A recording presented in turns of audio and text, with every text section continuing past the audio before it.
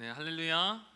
사부 예배 오신 성도님들 주님의 이름으로 축복합니다. 우리 서로 축복하며 인사하겠습니다. 사랑합니다. 축복합니다. 인사하겠습니다. 사랑합니다. 축복합니다. 네, 우리 한 번 더 인사할까요? 참 잘 오셨습니다.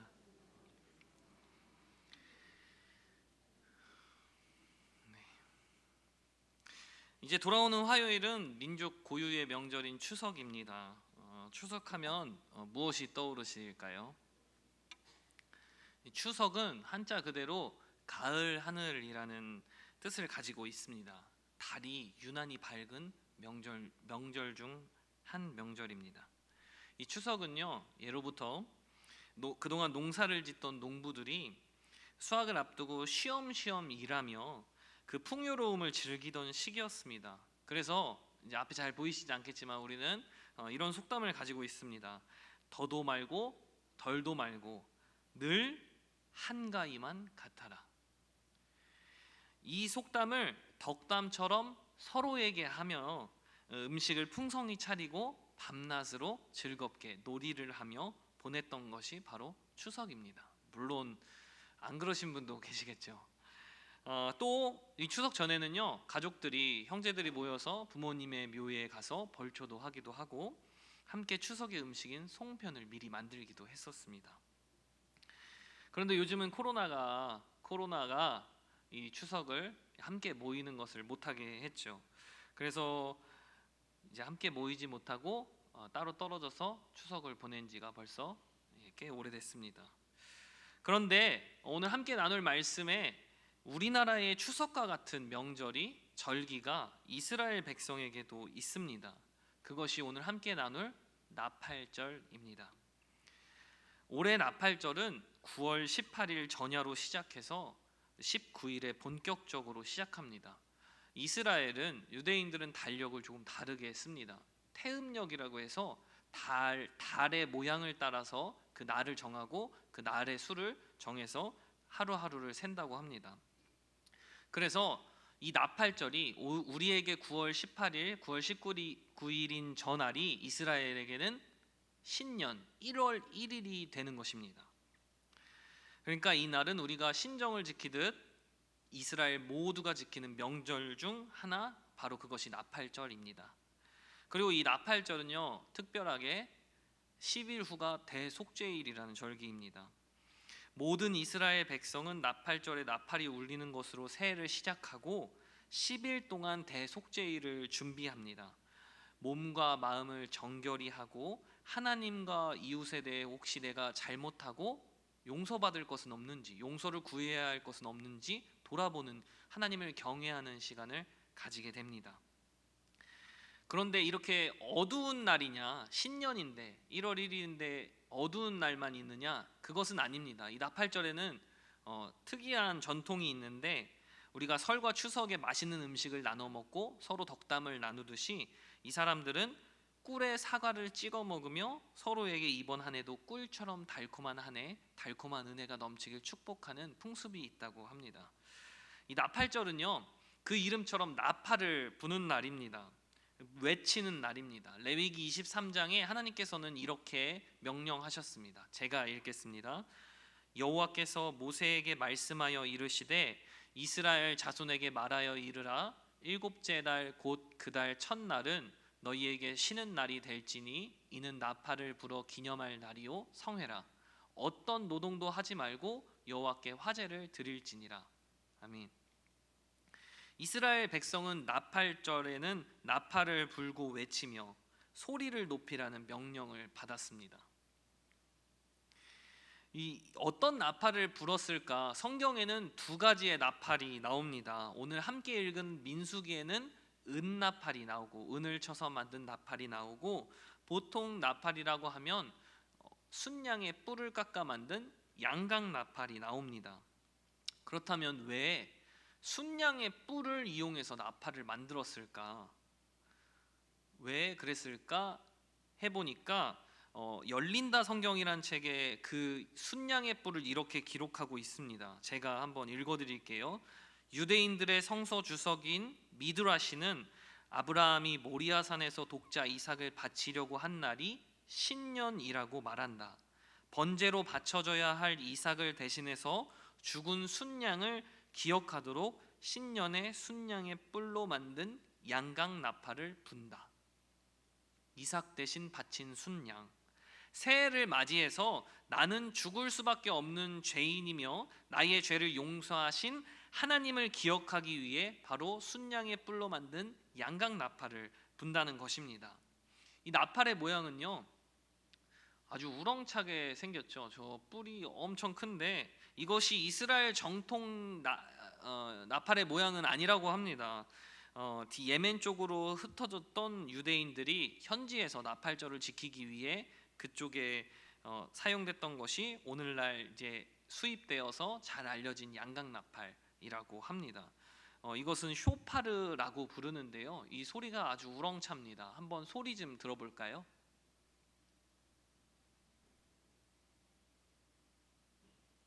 네, 들려줄 겁니다. 갑자기 나올 수도 있으니까. 네.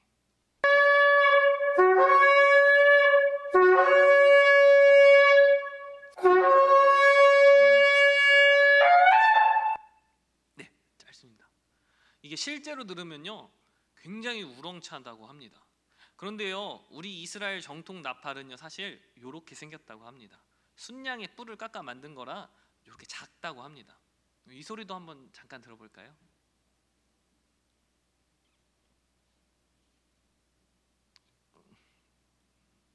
네.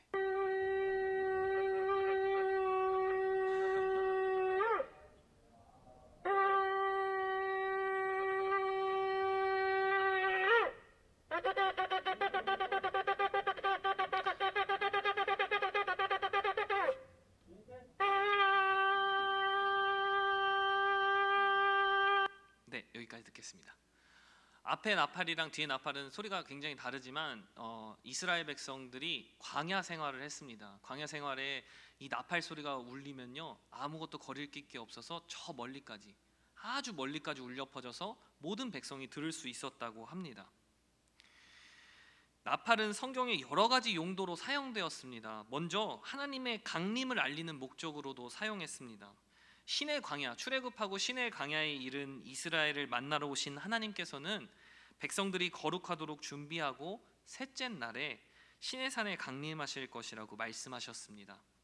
그때 나팔을 길게 불면 하나님이 신의 산에 강림하신 것이라고 말씀하셨습니다. 출애굽기에 이렇게 기록되어 있습니다. 나팔을 길게 불거든 산 앞에 이를 것이니라 하라. 하나님께서 나팔이 길게 불면 하나님께서 임재하신 줄 알라는 것입니다. 이 나팔 소리를 들은 이스라엘 백성 모두는요, 두렵고 떨었다고 합니다. 하나님의 임재에 크게 두려워했습니다. 또 나팔은요, 신호 용도로도 사용했습니다. 이스라엘의 많은 백성들과 진의 이동을 위한 신호였습니다. 우리 민수기 10장 2절 한 목소리로 함께 읽겠습니다. 은나팔 둘을 만들되 두들겨서 만들어서 그것으로 회중을 소집하며 진영을 출발하게 할 것이라. 아멘. 이 나팔이 약속된 신호가 있었습니다. 길게 불고 짧게 불고 동쪽 진영이 출발할지 남쪽 진영이 출발할지 멈출지, 이 모든 신호를 나팔을 사용해서, 은을 두들겨 만든 나팔을 사용해서 회중들을 가고 서게 했답니다. 또 전쟁에 나가거나 전쟁의 시작을 알리는 용도로도 사용했습니다. 그런데 특이하게 이 나팔이 무기로도 사용된 적이 있는데 혹시 언제인지 아십니까? 예, 여리고성이 무너질 때 바로 이 나팔이 사용됐었습니다. 성벽을 돌고 마지막 날에 7 제사장이 7 나팔을 들고 그 성벽을 돌고 빰 불자 백성들이 소리치고, 그 소리를 듣고 소리치고 이 성이 무너졌습니다. 그런데 어떤 사람들은 이 여리고 성이 무너진 것이 음파를 사용한 공격이다.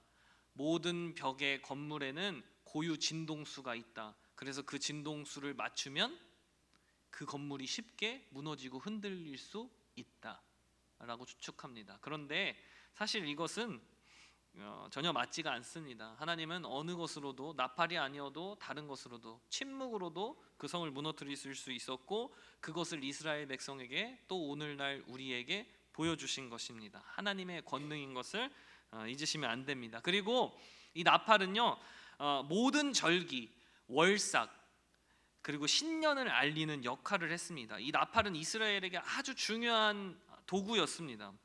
그런데 이 나팔이 그냥 단순히 신호 역할만 한 것은 아니고요, 하나님은 나팔을 불어 기념하라고 하셨습니다.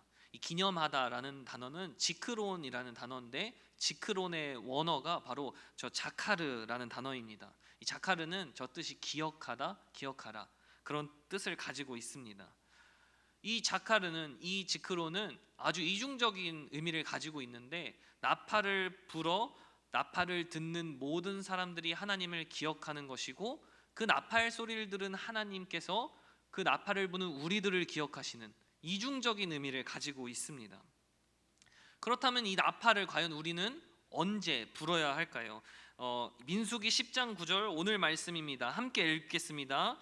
또 너희 땅에서 너희가 자기를 압박하는 대적을 치러 나갈 때에는 나팔을 크게 불지니 그리하면 너희 하나님 여호와가 너희를 기억하고 너희를 너희의 대적에게서 구원하시리라.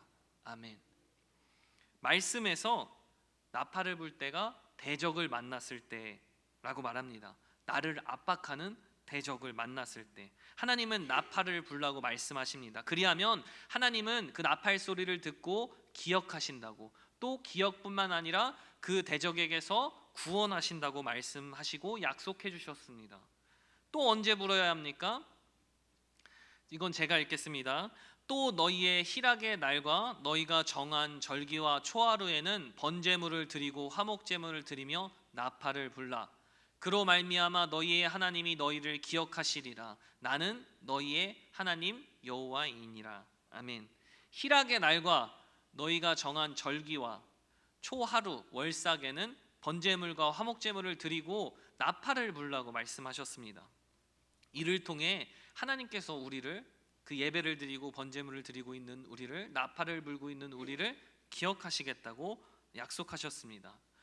그런데 이 나팔은 누가 불 수가 있냐? 나팔을 불 수 있는 사람이 정해져 있었습니다. 그것은 바로 제사장이었습니다. 민수기 10장 8절에는 이렇게 기록되어 있습니다. 그 나팔은 아론의 자손인 제사장들이 불지니 이는 너희 대대의 영원한 율례니라. 아멘. 이것은 오늘날에도 이어져서 지금 이스라엘에서 통곡의 벽 앞에서 나팔을 부는 사람은 제사장 가문이라고 합니다. 그 작은 나팔을 부른 뿌뿌뿌뿌뿌 했던 게 그 통곡의 벽 앞에서 어떤 사람은 기도하고 어떤 사람은 나팔을 부는 장면입니다. 그렇지만 우리에게는 나팔이 없고 예수님을 믿는 우리는 언제든 어디서든 나팔 대신 기도와 예배와 찬양을 할 수 있습니다. 이 나팔을 불라, 하나님께서 이렇게 명령하셨지만 실제 나팔을 부는 것이 아니라 우리는 하나님을 기억하고 예배하고 찬양하고 기도하는 것이 바로 우리에게 나팔을 부는 것입니다. 하나님은 언제든지 우리의 나팔 소리에, 예배와 기도와 찬양에 응답하시는 분이십니다. 그리고 그 응답하시며 우리에게 구원하시고 평안을 허락하십니다.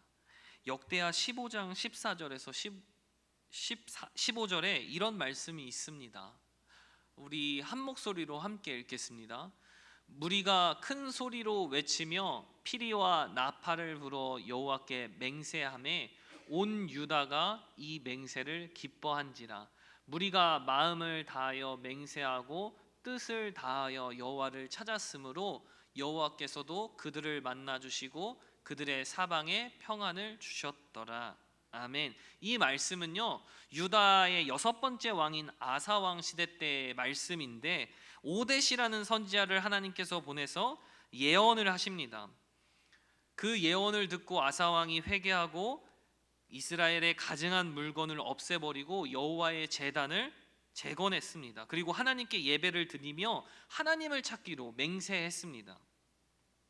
함께 읽은 말씀의 맹세가 하나님을 찾겠다, 하나님만 구하겠다 맹세한 것입니다. 그때 이 맹세를 할 때 이스라엘 백성들은 나팔을 불고 피리를 불었다고 합니다. 그리고 이 맹세를 통해 하나님께서는 그 모든 백성에게 평안을 허락하셨다고 합니다. 오늘 모든 성도님들 가정에도 하나님만 구하시고 하나님만 기억하시고 따르기로 맹세하시고 하나님을 구하는 나팔 소리가, 우리 기도, 찬양, 예배가 끊이지 않는 성도님들 되시길 축복합니다. 이 나팔은 말씀드렸다시피 대적을 만날 때도 불어야 하고, 기쁠 때도 불어야 하고, 매월 불어야 하고, 하나님을 만나기 전에도 불어야 합니다. 우리의 입에서 기도와 찬양과 예배가 우리의 삶에서 떨어지고 없어지면 안 됩니다. 우리의 삶을 들어 기억하시는 하나님을 바라보시며 늘 나팔 소리를 끊이지 않으시는 성도님들 되시길 축복합니다. 우리의 모든 문제와 아픔에서 구원하시는 하나님의 은혜와 기쁨이 넘치시길 축복하고, 하나님께 모두 기억되는 성도님들 되시길 축복합니다. 제가 기도하고 말씀 마치겠습니다. 사랑과 은혜가 풍성하신 하나님, 참으로 감사드립니다. 오늘 말씀을 통해 우리를 기억하시는 하나님의 은혜를 다시 깨닫게 하시니 참으로 감사드립니다. 주님, 주님을 찾는 예배, 기도, 찬양 소리를 통해 하나님을 기억하게 하시고, 우리의 대적과 문제, 아픔을 들으시고 응답하시는 하나님을 경험하는 믿음의 백성들이 될 수 있도록 인도하여 주시옵소서. 또 우리의 삶에 끊임없이 나팔 소리가, 찬양과 기도가, 하나님을 예배하는 소리가 울리게 하시고, 하나님이 기뻐하시고 축복하시는 은혜의 자녀들이 되도록 인도하여 주시옵소서. 사랑과 은혜 많으신 주님, 나팔 소리를 잃어가며 주님을 잊어가는 모든 자들에게 구원의 소리를 듣게 하시고, 우리의 손과 발을 통하여서 그들에게 구원의 소리가 전해지는 역사가 일어나게 하여 주시옵소서. 우리를 죽기까지 사랑하시며 우리의 길과 진리 생명 되시는 예수 그리스도의 이름으로 기도드렸습니다. 아멘.